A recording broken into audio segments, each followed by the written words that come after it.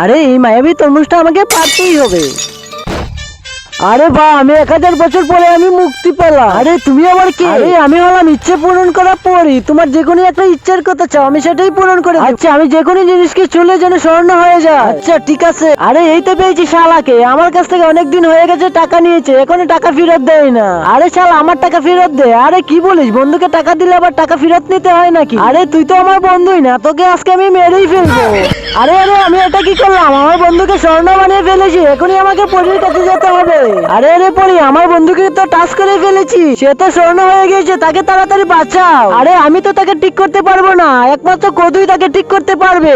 আর এই কদু তো তরমুজের ভিতরে রয়েছে। দাঁড়া, আমি এখনই তাকে মুক্তি করছি। আমি 1000 বছর পরে আমি মুক্তি পেলাম। আমাকে কে মুক্তি করলো? এই তো তোমার সামনে দাঁড়িয়ে আছে। হ্যাঁ হ্যাঁ, আমি তোমাকে মুক্ত করেছি। আরে ভাই, তোমাকে অনেক ধন্যবাদ ভাই, লাভ ইউ ভাই, আমাকে মুক্ত করার জন্য।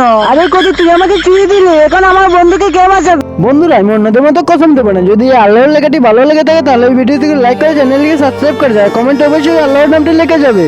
আরে যে নিজের স্বর্ণকে মানুষ বানায় সে তো স্বর্ণ হয়ে গিয়েছে। আরে পরি, আমার বন্ধুকে এখন কে বাঁচাবে?